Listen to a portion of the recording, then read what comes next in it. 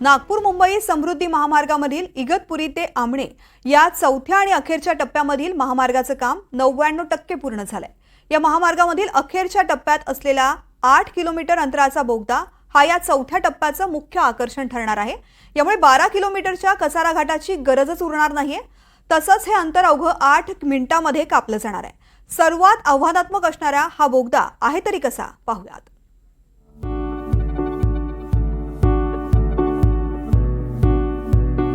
राज्याला वेगवान बनवणाऱ्या समृद्धी महामार्गाचं चौथ्या टप्प्यातील काम आता पूर्ण होत आलंय। आता आपण आहोत इगतपुरीमध्ये। इगतपुरी ते कसारा हे अंतर कापण्यासाठी जवळपास आपल्याला 45 मिनिटं लागायची, मात्र समृद्धी महामार्गाच्या माध्यमातून हे अंतर 8 ते 10 मिनिटात कापता येणार आहे। याचं सगळ्यात मोठं वैशिष्ट्य म्हणजे कसारा ते इगतपुरी या दरम्यान निर्माण केलेला बोगदा।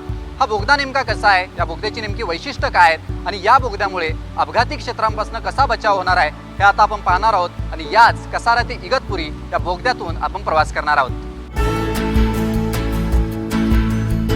समृद्धी महामार्गाचा महत्त्वाचा टप्पा म्हणजे इगतपुरी ते कसारा या दरम्यान केलेला बोगदा आणि याच बोगद्यातनं आता आपण प्रवास करत आहोत। खरं तर 8 किलोमीटरचा हा सगळा बोगदा आहे आणि हा बोगदा बनवण्यासाठी अत्यंत अनेक गोष्टींचा सामना जो आहे हा करावा लागलाय। हा सगळा जर परिसर बघितला तर संपूर्ण डोंगराचा परिसर आहे, सह्याद्रीचा पर्वत आहे आणि याच पर्वताच्या भूगर्भातून हा मार्ग काढण्यात आलेला आहे। खरं तर कसारा ते इगतपुरी या दरम्यान अपघातांचं क्षेत्र मोठ्या प्रमाणात आहे, त्याचबरोबर मोठ्या प्रमाणात वेळ सुद्धा वाया जात होता आणि आता हा बोगदा कंप्लीट झाल्यामुळे तुमचं अंतर जे आहे हे अवघ्या 8 ते 10 मिनिटात पूर्ण होणार आहे। त्यामुळे अत्यंत महत्त्वाकांक्षी आणि या समृद्धी महामार्गाचं मुख्य आकर्षण म्हणून या बोगद्याकडे पाहिलं जात आहे। हा बोगद्याचं काम पूर्ण करण्यासाठी जवळपास 2 वर्ष लागलेली आहेत। नेमका हा बोगदा कशा पद्धतीनं तयार करण्यात आलेला आहे, काय अडचणी आल्या, याची सगळी माहिती हितेश सिंग यांच्याकडनं आपण घेणार आहोत। हितेश जी, कितने चैलेंज थे, क्योंकि समृद्धि महामार्ग का अगर मेन पॉइंट देखा जाए तो ये बोगदा है, ये टनल है। चैलेंजेस बहुत थे, बट सी कोई भी आप बड़ा इंफ्रास्ट्रक्चर प्रोजेक्ट करते हैं इस नेचर का और जो देश के लिए बहुत इम्पोर्टेंट है, जो महाराष्ट्र स्टेट के लिए बहुत इम्पोर्टेंट है, चैलेंजेस आएंगे। बट चैलेंजेस को कैसे ओवरकम करना है वो बहुत ज़रूरी है।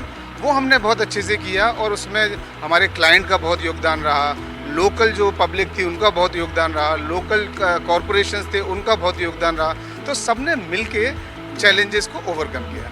अगर आप देखेंगे ये जो टनल है ये महाराष्ट्र की सबसे लंबी और इंडिया की सबसे वाइड टनल है और इसमें एक V2 ब्रिज है जो कि बहुत बड़ा ब्रिज है। तो इसको बनाने के लिए काफ़ी इंजीनियर्स लगे, काफ़ी मजदूर लगे और हम लोगों ने बहुत सारा इसमें इनोवेशन भी किया, तभी हमारा ये प्रोजेक्ट टाइम से पहले कंप्लीट हो पाया और ऑब्वियसली क्लाइंट ने हमें बहुत सपोर्ट किया। अगर देखा जाए जो कसारा घाट था वो आपने अवॉइड किया, उसमें बहुत एक्सीडेंट हो जाते थे, तो जो एक्सीडेंट एरिया है वो आपने कम किया, रिस्क जो थी वो अब कम हो चुकी है।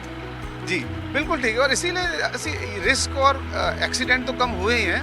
दूसरा आप देखेंगे जो टाइम है वो बहुत कम हो जाएगा। पहले नागपुर से मुंबई आने का जो टाइम था वो लगभग आधा हो जाएगा, और अगर आप टनल वगैरह के थ्रू जाते हैं तो पहले जैसे लैंडस्लाइड का अगर कोई चैलेंज है, बारिश है, वो सब चैलेंजेस आपके ओवरकम हो जाते हैं और आप हमेशा आपको टाइमली और सेफली पहुंच सकते हैं। हा सगळा जर आपण बोगदा बघितला तर सह्याद्रीच्या भूगर्भातून हा बोगदा तयार करण्यात आलेला आहे। वेगवेगळ्या पद्धतीचे चॅलेंज आले आणि वेगवेगळ्या नवीन गोष्टी सुद्धा या बोगद्यामध्ये आहेत। सगळ्यात महत्त्वाचं म्हणजे या बोगद्यामध्ये ज्या फायरच्या बाबतीत काळजी घेण्यात आलेली आहे ती अत्यंत वेगळी आहे आणि देशात वेगवेगळ्या पद्धतीनं अशा पद्धतीचे बोगदे बनवले जातात, मात्र या बोगद्यामध्ये फायरच्या दृष्टीनं ज्या सेफ्टी बनवण्यात आलेल्या आहेत या देशात पहिल्यांदा झालेल्या आहेत। अपन त्या हितेश सिंग यांच्याकडनं जाणून घेणार आहोत। अगर फायर के बारे में देखा जाए पूरे देश में वैसी टेक्नोलॉजी नहीं है जो आपने यहाँ की है, क्या वजह है और ये टेक्नोलॉजी क्या है? एक तो ये है कि अभी आप देखेंगे देश में जो हमारा इंफ्रास्ट्रक्चर बन रहा है वो दुनिया के स्टैंडर्ड का बन रहा है। अब वैसा नहीं है कि हम बोलेंगे कि हमारा देश किसी भी मामले में पीछे है, ये उसका एक एग्जाम्पल है। तो इसमें जो फायर है, अगर टनल में अगर आग लग जाती है और अगर फायर का बुझाने का तरीका नहीं है तो वो दुनिया में कई बार ऐसे एक्सीडेंट हुए हैं जो कि बहुत ही भयानक हो सकते हैं। उसको बचाने के लिए एक यूरोपियन टेक्नोलॉजी पहली बार इंडिया में यूज़ की गई है जिसको कि एक्टिव फायर प्रोटेक्शन बोलते हैं। अगर कहीं भी आग लगेगी, और ये पूरा ऑटोमेटेड है, इसमें कहीं कोई मैनुअल इंटरवेंशन नहीं है, जैसे ही एक पर्टिकुलर एरिया में टेम्परेचर 60 डिग्री से, तापमान 60 डिग्री से ऊंचा होगा, पानी एक्टिवेट हो जाएगा और ये पानी ऐसे फुव्वारे की तरह नहीं गिरेगा, ये मिस्ट की तरह आएगा जिससे को आग बुझ सकेगी। इसके अलावा इसमें ऐसा स्पेशल पेंट यूज़ किया गया है कि अगर आग लगती है और अगर पानी भी नहीं गिर रहा है, उस केस में भी टनल को कुछ नहीं होगा, क्योंकि वो पेंट इसके तापमान को अंदर तक जाने नहीं देगा।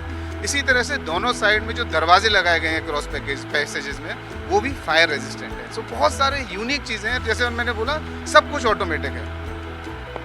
या बोगद्यामध्ये अत्यंत वेगवेगळ्या पद्धतीच्या गोष्टी बनवण्यात आलेल्या आहेत आणि सगळ्यात महत्त्वाचं म्हणजे फायरच्या बाबतीत वेगळी काळजी घेण्यात आली आहे। मग फायरच्या बाबतीत रंगकाम असेल ते का वेगळ्या पद्धतीचं आहे, ज्या मशीन्स लावलेल्या आहेत या वेगळ्या पद्धतीच्या, कारण का आग लागल्यानंतर ती पुढे पसरत जाते, ती पसरू नये याच्यासाठी काळजी घेतलेली आहे। दुसरं म्हणजे या बोगद्याची रुंदी जर आपण पाहायला गेलं तर 17 मीटरपेक्षा अधिक या बोगद्याची रुंदी आहे आणि सगळ्यात महत्त्वाचं म्हणजे नाशिकच्या महामार्गाला सुद्धा हा बोगदा जो आहे हा जोडण्यात आलेला आहे। त्यामुळे ज्या ठिकाणी प्रवास करायला आपल्याला 45 मिनिटं लागत होती, 45 मिनिटाचा आपण प्रवास करत असताना अपघातांचं क्षेत्र मोठ्या प्रमाणात होतं, अनेक अपघात झाले होते, अनेकांचे जीव त्या अपघातांमध्ये गेलेले आहेत आणि हे अपघात पुन्हा होऊ नये यासाठी समृद्धी महामार्गासाठी या बोगद्यात विशेष काळजी घेण्यात आलेली आहे। म्हणजे तुमचा वेळही वाचतोय आणि तुमचा जीवही वाचेल अशा पद्धतीच्या तंत्रज्ञानानं हा बोगदा जो आहे हा तयार करण्यात आलेला आहे। 100च्या स्पीडनं तुम्ही हा सगळा बोगदा पार करू शकता, तशा पद्धतीचं स्पीड या ठिकाणी ठेवण्यात आलेलं आहे। आणि सगळ्यात महत्त्वाचं म्हणजे हा बोगदा समृद्धी महामार्गाचा आकर्षणाचा मुख्य बिंदू आहे आणि याच समृद्धी महामार्गाला हा बोगदासुद्धा एक प्रकारची वेगळी गती जी आहे ती देणार आहे। त्यामुळे कसारा घाटात ज्या पद्धतीनं अपघातांचं क्षेत्र होतं आपल्याला माहिती आहे, दर आठवड्यात किंवा दर 2 दिवसानं अपघातांच्या बातम्या ज्या आहेत त्या कसारा घाटातनं सातत्याने येत होत्या।